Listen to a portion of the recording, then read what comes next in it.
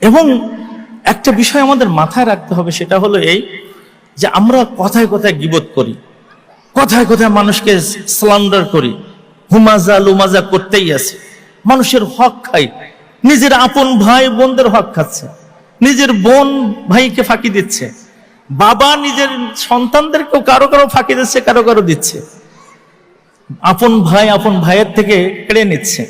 এই সমস্ত ক্ষেত্রে যে আল্লাহ রসুল বলেছেন যে আল্লাহ তাআলা মাফ করে দিতে পারেন না। একদিন তিনি বললেন, মানিল মুফলিসু মিনকুম, তোমাদের মধ্যে সবচেয়ে দরিদ্র কে? তখন বললো যে দরিদ্র হলো যে মান লাইসা লাহু ইনদাহু দিনারুন ওয়ালা দিরহাম, যার কাছে দিনার দিরহাম নাই।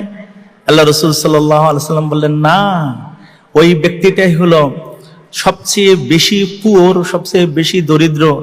কিয়ামতের দিন আল্লাহ তাআলার কাছে সে হাসি মুখে ডিক্রি পেয়ে যাবে যে তুমি জান্নাতে যাচ্ছ।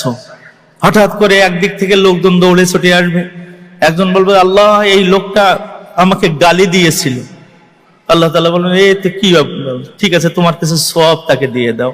আরেকজন বলবে যে আল্লাহ তাআলা আমার গীবত করেছিল, তখন বলা হবে যে তার কিছু সওয়াব ওকে দিয়ে দাও। আরেকজন বলবে আল্লাহ আমারে ফাঁকি দিয়েছিল, তখন আল্লাহ তাআলা তার সওয়াব তাকে দিয়ে দেবেন। এরকম পাওনাদারের সংখ্যা এত বেশি হবে, তার সওয়াব সব শেষ হয়ে যাবে।